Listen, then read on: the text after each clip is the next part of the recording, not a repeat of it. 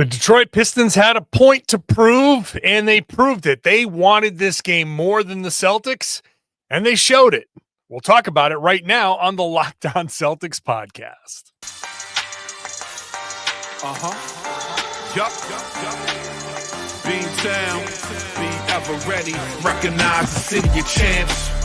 Back to back, if I say it, it's stamped. Locked on number 19, the best one, the next one. Juice loose in your pool now for the next run. It's the C's, who else could it be? What they gon' say now? Screaming like JT, Karalis, recap the madness. Every game, every practice. Best daily pod, no cap like Brad Beckett. Clutch like Drew to KP, tap in daily. Prime time, dapping D White on the sideline. Raining Jace, how it started, raising banners, how we finished. Locked on Celtics pod, home of the winners. Hey there, welcome back to the Locked On Celtics podcast, right here on the Locked On Podcast Network, where it is your team every day. And I got you covered every Monday through Friday, plus bonus podcasts on the weekends, like a Friday night game against the Cavaliers. So make sure you are subscribed to get this show dropped directly to your favorite podcasting app, or you can watch the show on YouTube, or you can do both if you'd like. The comment section on YouTube, though, is a good place to come, share your thoughts, talk to fellow Celtics fans, and enjoy yourself, or vent your frustrations maybe after this loss to the Detroit Pistons. I'm John Karalis. If you're new to the show, I have been covering the Celtics for about 20 years, doing it now as a beat writer for Boston Sports Journal, but doing that for a few years now. I've written a couple of Celtics books, so I've got the inside scoop on the Celtics, pretty in-depth stuff, I hope. And if you're new to the show, I hope you enjoy it. Today's show is brought to you by FanDuel. Right now, new FanDuel customers can get $150 in bonus bets if your first $5 bet wins. So the Celtics did not look great against the Pistons. We'll talk about a couple of the good things later on. We'll end on a high note. But really, this was a turnover-filled mess of a game. And with apologies to Adam Silver, who generally does not want, they wanted it more type of analysis. This is a game where the Detroit Pistons flat out wanted it more. And they said as much after the game.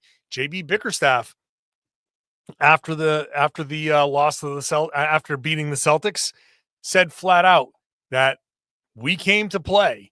And his quote, "We've lost to this team a few times already. I think they had something to prove. I think the winning streak matters to them, and they didn't want to lose that tonight. So I think it was that was on their mind." So the Pistons now have an 8-game winning streak. It's the first time in forever that they have an 8-game winning streak. The Celtics 6-game winning streak came to an end, which when we were looking at the schedule, one of these two games, the Pistons game, the Toronto game, one of these two games felt like it might be a loss. So this isn't surprising. I'm not broken up about this loss. I don't think this is the end of the world. I don't even necessarily care a whole lot that they lost this game. They didn't have Jaylen Brown. They didn't have Luke Cornett. Kristaps Porzingis looked like a player who was sick and missed the last game and was questionable with that illness coming into this game. He didn't play well. He said after the game that he admitted, it's like, I didn't play well. I played horribly. The Celtics look like a team on playing their third game in 4 nights. The Pistons look like a team that had some time off, and that's a team that saw the Celtics, like JB Bickerstaff said, a team that came in with a few wins over the Pistons already. They saw this as a measuring stick, regardless of 3 games in 4 nights, regardless of the back-to-back. If I was on the Pistons, I'd be sitting there like salivating at the fact that they're on a back-to-back. I'd literally be like, this team's on a back-to-back. Let's go just torch them. Let's take advantage of this. Let's go out there. Let's torch them. Let's beat these guys. Let's beat the champs and show them what we're made of. And they came out and played like they were playing at a different speed. The huge run to start the game. Celtics answered with a big run, and then the Pistons ended the first quarter with a big run. It's about as bad an end of the quarter as you can get. The Celtics turned the ball over a ton. What we had 19 overall turnovers, 17 turnovers plus shot clock violations, stuff like that. 24 points off of those turnovers versus 14 turnovers for the Pistons, 13 points off of those turnovers. So they won that turnover battle by a significant amount. That right there, turning the ball over 19 times for a team that normally turns it over like 12 per game, that's front and center, one of the big reasons why they lost. The Celtics shot 21 of 49 from three, 43%. They never lose games when they shoot 21 of 49 from three. They never lose games when they've hit 21 3-pointers. Like literally, they were 14-0 coming into this game, when they hit 21 3-pointers. And they were 17-1 when they hit 20 or more. So hitting that number of 3-pointers and winning the 3-point battle by a fair amount, by 8. So that right there, just the 3-pointers accounts for a 24-point margin. They lose this game by 20 points because of all the other stuff that added up. And that's where the margins and all of that came into play. The Celtics were a step slow. They like I said, they looked like a team that had been that just didn't have a well to dip into. And the way I compared it on Boston Sports Journal, it's like when you're younger, like a teenager or in your 20s, like you really want something badly, and you dip into your savings to say, I'm dipping into a reserve to get this thing that I want because I really want it and I want it now. Versus 30s or 40s where you say, okay, I really want that thing, but I'm going to hold off. I'm going to wait till I have a little extra money, just on hand. And when I have that money on hand, then I'll buy it. It's a more responsible thing to do. I mean, it's not the best analogy in the world, but that's kind of like what the Celtics didn't want to dip into anything. They didn't feel the need to dip into a reserve to win this game. They were going to try to shoot their way through this, and they did in the first half. The first half, with a little more than 8 minutes to go, they were down by 15, and they came back and tied it up. And in this one, in the fourth quarter, they were in that same exact spot where they were down like 16 with 8 and change to go. And you thought, hey, maybe there was a way the Celtics could shoot their way back into this game. Derrick White had hit a 3. It was down to 13, 11, something like that. Then Asar Thompson, I keep saying Asar. I don't know why. Asar Thompson comes in. He cramps up, turns an ankle, throws up this crazy shot, right?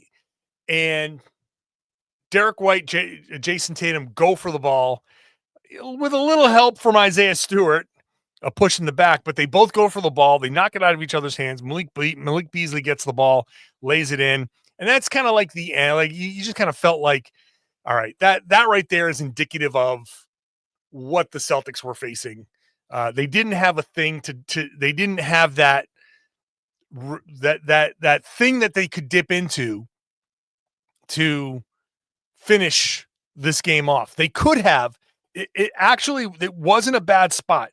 That miss, if the Celtics had rebounded that, come down, scored, get it down to 11, get it down, maybe come back, get another stop, get into single digits with 6-7 minutes to go, pressure starts to build on Detroit. They could have, if they wanted to reach deep and find something, they could have found a way to win this game, which would have been totally stealing the game, but they could have dipped into it, but they just didn't have it. And the Pistons just kept on coming. They just kept on coming, man. And credit to them. Credit to Asar Thompson. That defense, the defense on Jason Tatum at the beginning was incredible. I wrote before the game on Boston Sports Journal, you got to shake that guy. You can't just walk it up on him. You can't just try to dribble past him and expect to have a lot of success. But I think with Jason Tatum and some of these guys, they felt like, look, I have to do this on my own. Thompson was just defending like a maniac. He is a really good defender anyway. He just ripped Tatum clean. There were like 3-4 possessions in the first quarter where Celtics just kept turning the ball over and over and over and over again. Thompson's defense was incredible. The Pistons defense overall was physical. It was really good. And they just wanted this game. And not much you can do when one team is out of gas and not willing to, or not able to find that next gear. And the Pistons at home trying to keep this streak together were really, really, really playing hard. More on this game, the margins and all of that is coming up.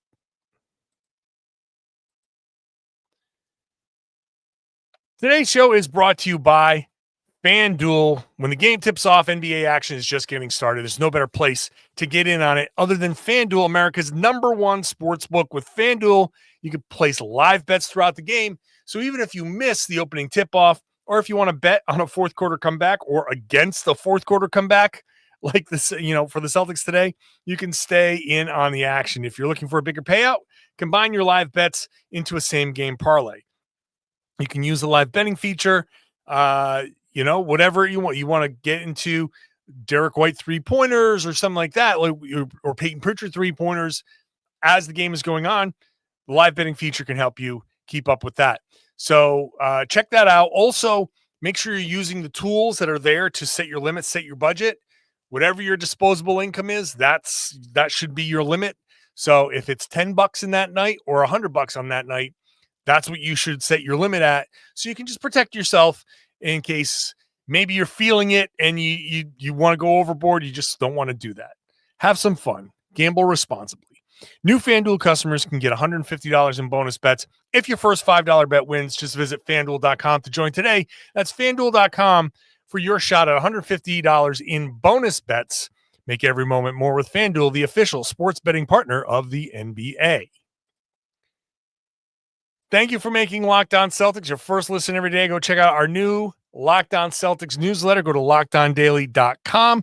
Click on that Locked On Celtics logo and sign up. Put your email in there. You'll get an email from me every day, Monday through Friday, that includes Celtics coverage, NBA coverage, and fantasy coverage from around the league, from around the Locked On Podcast Network. So go do that and enjoy it. It's a great way to keep up with the podcast. If you miss it, there's a way to keep up with it in there. So the Celtics, this is the fun part about doing a half-hour show. I'm not trying to get you to stop listening, but what is there to say about a game like this where the Pistons really, really wanted this game? Malik Beasley could not miss. 6 of 11 shooting, and he celebrated every one of those 3-pointers, man. He celebrated it. He was talking trash. He was talking to everybody.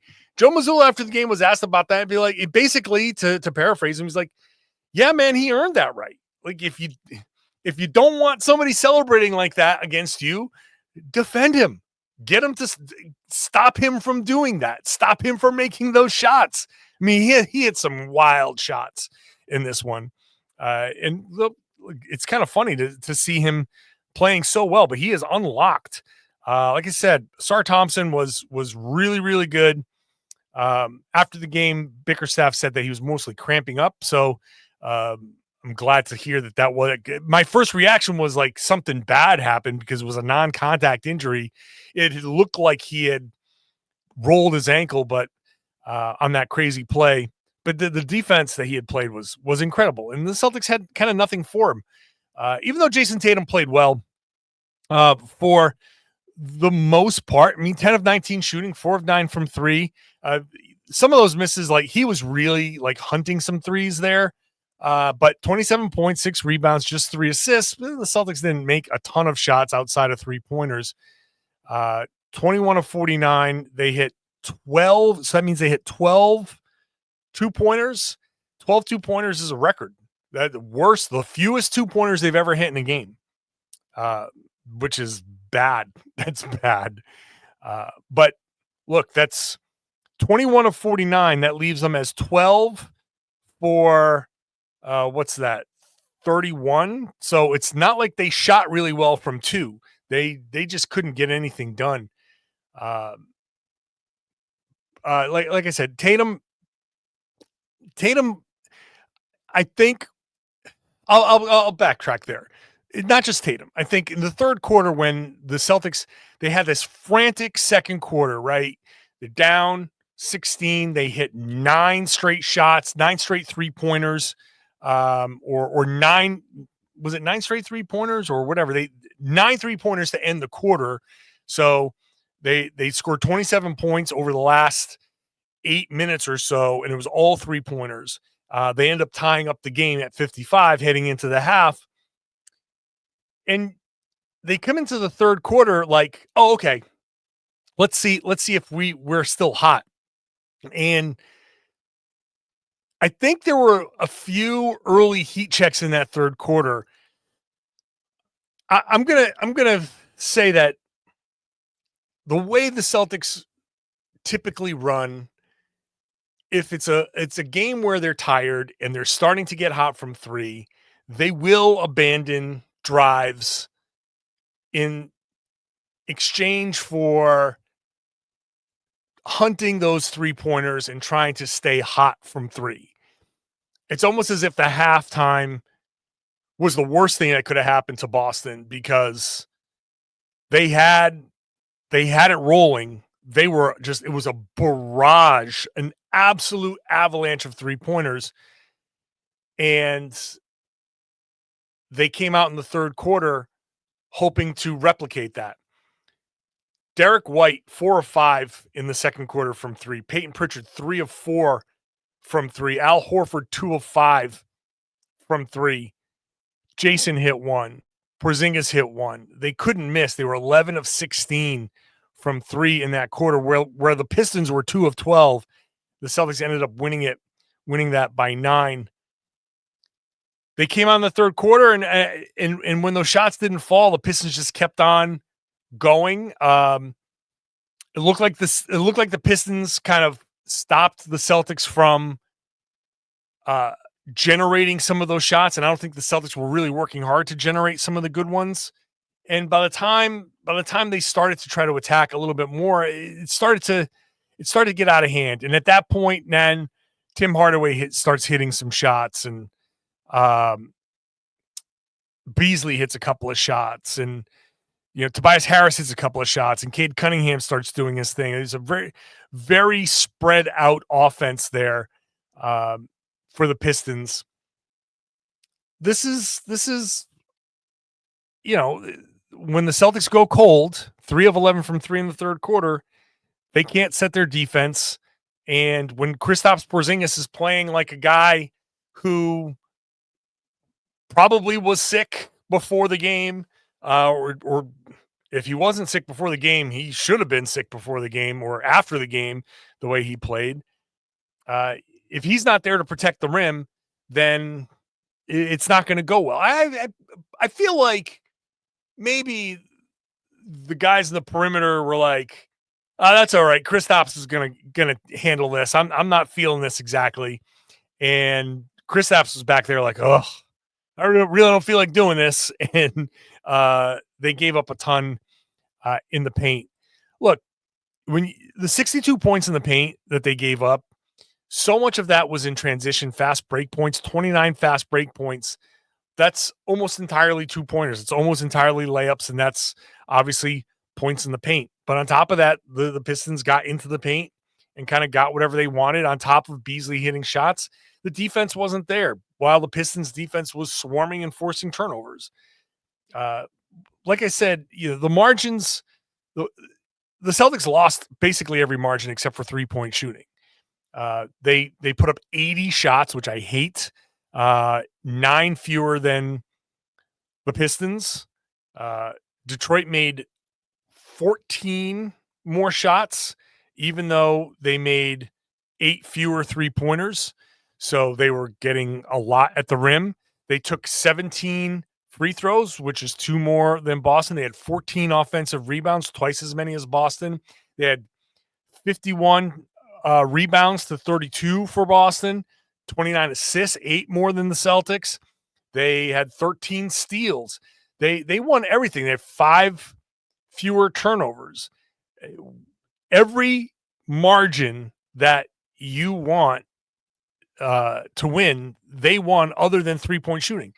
For the Celtics to lose a game where they went 21 of 49 and hit 8 more 3-pointers than the Pistons that's kind of like outrageous. That's how badly everything else went. There were some good things, even including one of the funniest shots. Fun. There's fun stuff. There was fun stuff in this game. We'll talk about that when I come back. Today's show is brought to you by Robinhood Gold. With Robinhood Gold, you can now enjoy the VIP treatment, receiving a 3% IRA match on retirement contributions. With the privileges of the very privileged are no longer exclusive. With Robinhood Gold, your annual IRA contributions are boosted by 3%. Plus, you also get 4% APY on your cash in non-retirement accounts. It's over 8 times the national savings average. The perks of the high net worth are now available for any net worth. The new gold standard is here with Robinhood Gold. To receive your 3% boost on annual IRA contributions, sign up at Robinhood.com/gold. Investing involves risk. Rate subject to change. 3% match requires Robinhood Gold at $5 a month for 1 year from first match. Must keep funds in IRA for 5 years. Go to Robinhood.com/boost. Over 8 times the national average savings account interest rate claim is based on data from the FDIC. As of November 18th, 2024, Robinhood Financial LLC, member SIPC. Gold membership is offered by Robinhood Gold LLC. Thank you for making Locked On Celtics your first listen every day. Go check out Locked On NBA and NBA Game Nights on the same feed, Locked On NBA feed. Tomorrow, this is the Thursday show, so Thursday night, Jake Madison and I will be watching all the games in the NBA and recapping them all for you on Locked On NBA Game Night. That's the Friday podcast, so check us out there. You'll get also the Locked On NBA podcast. That's the afternoon show that drops every day in the afternoons, debate show style. So check that out. Good performances from the Celtics. Like I said, Tatum was okay. Tatum was good. Not his best game, but how can you say 27.6 rebounds, 3 assists? It's not his best game. It's how good he is. Not great games. Drew Holiday, 2 of 10, 0 of 5 from 3. Just a really bad game. They needed him. They needed Kristaps Porzingis. They needed Al Horford. He had that one good shooting quarter, but not much after that. 3 of 10 overall, 3 of 9. He did have 10 rebounds, but 9 points for him, 4 points for Holiday, 11 for Porzingis. Without Jaylen Brown, you needed one of those guys to do more. You can't have 24 from all 3 of those guys because that's what Jaylen Brown does. That's Jaylen would drop 24 in this game, so you need to make up for that, and they didn't. But Derrick White was good, 18 points, 6 of 12, 5 of 10 from 3, 3 assists. He in an alley-oop corner 3-pointer, which is fun. You don't see an alley-oop 3-pointer very often, but that skip pass came over to him, and he needed to beat the shot clock, and it was perfect. It was a perfect pass from Drew Holiday. It was one of Holiday's 6 assists. Perfect pass to Derrick White, who just caught it on the way up and fired it and nailed it from the corner. That's going to look like one of his trick shots. Maybe all those trick shots that he takes paid off in him hitting that alley-oop 3-pointer. Peyton Pritchard was good. 18 points for him as well. 6 of 10, 5 of 8 shooting. 2 rebounds, 3 rebounds, 4 assists for him. Just 1 turnover. Just 2 turnovers for Derrick White. So on a night where they turned the ball over 19 times, to get 3 turnovers from those 2 guys is pretty good. Pritchard, after the game, Joe was like, he kept us alive. He kept us in it.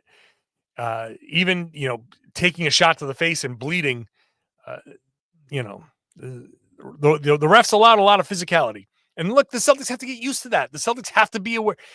you can tell the Celtics were tired. It's like when they get tired, they get cranky, right? And when they get cranky, they just complain to the refs. And Porzingis was like cranky, complaining to the refs, hanging back, just saying, it's almost like the refs give you an excuse. Like, I don't want to run back. I'm just going to turn and yell at you for not making that call. Which that's the more the Celtics complain to the refs, the more you're like, oh, they need some rest. Jordan Walsh got minutes. There was nothing special there. Hauser didn't do much. Queta did not play well. He was out of position. Like, there were a couple of times in the first half that Tatum and was it White or Pritchard had to pull Queta aside and be like, you're not in the right spot. Like, Queta, I don't know if he wasn't ready or what, but he did not play well. Just an overall not great game from the Celtics. Good for the Pistons. I kind of have a little soft spot for these Pistons. It's kind of weird to say that from a Boston perspective. I know that the triumvirate of evil for Boston fans is Philly, Detroit, and Los Angeles. But I don't know, this Pistons team, maybe because they were so bad, and because last year they had that insane losing streak, which it almost like fed into itself. I don't mind these Pistons. I'm kind of happy. I like Cade Cunningham. I think he's a really good player. I mean, doesn't take a really like a genius to say Cade Cunningham's a really good player. Scal's talking about putting him on his all NBA team. Yes, obviously Cade Cunningham is a really good player, but I like Cade. This is a team that, this is a team that you could root for. So, I almost feel like, yeah, you know what? Congratulations. I soak this up. I'll give you this one. I hope you enjoy it. I hope you enjoy it there, because this is a big moment for them, and good for them. This could end up being a first round matchup for the Celtics, or potentially a playoff matchup for the Celtics. I don't know if it's going to work out, but look, the Pistons are potentially, they're within grasp of the 4th seed. The Pistons. Oh, let me look up at the standings real quick here. The Pistons are now 33-26. They are percentage points behind the Bucks, who are 32-25. So they're both 15.5 games behind the Cavs, but the Bucks have one fewer win, but one fewer loss. So percentage points, 56% of they're winning 56% of their games versus 56.1 versus 55.9 for Detroit. Detroit is kind of comfortably up on Orlando, 4.5 games ahead of Orlando now with, what's this? They have 59. So 23 games to play. That's as long as they've got the longest, is it the longest winning streak in the NBA? Yeah. They're tied with Cleveland for the longest winning streak in the NBA. So as long as they, keep winning at a decent clip, they can hold off Orlando and at least get that 6th seed. Depending on what Milwaukee does and what Indiana does, Pistons can get up as high as 4th. They won't get to 3rd because they're 5.5 behind New York. I think Cleveland, Boston, New York is your 1, 2, 3. Indiana, Milwaukee, Detroit is your 4, 5, 6 somewhere, but that can shuffle. So I don't know what's going to happen. Who's going to be 4, 5, or 6? Cleveland's definitely 1. Boston's definitely 2. New York's definitely 3. Indy, Milwaukee, Detroit will fight it out. And then Orlando, Miami, Atlanta will fight it out for 7, 8, 9. And the 10th seed is up for grabs. Chicago has has it right now. They're a game and a half up on Brooklyn, of all teams. Philly is now 2.5 games out. They've lost 9 in a row. They lost again. Philly, they could fall below Toronto. That's crazy. So look, Detroit, they could end up being the 4 seed. So good for them. I'm happy for them. And whenever the Celtics do decide to rebuild, that will be when Detroit is actually probably pretty good. So they can have their little run at the, 1, 2, 3 seed of the East while the Celtics kind of retool and all of that stuff. So we'll see how it goes. A little business to take care of before that. Celtics face the Cleveland Cavaliers on Friday night. I will be there. So bonus podcast on Friday night. Another podcast coming tomorrow, of course. So make sure you're subscribed wherever you get your podcast. Watch the show on YouTube. Get into the comment section. Share your thoughts. Share your feelings. And then share the podcast. Tell everybody they should be listening to and watching the Locked On Celtics podcast. Here on the Locked On Podcast Network, it's your team every day.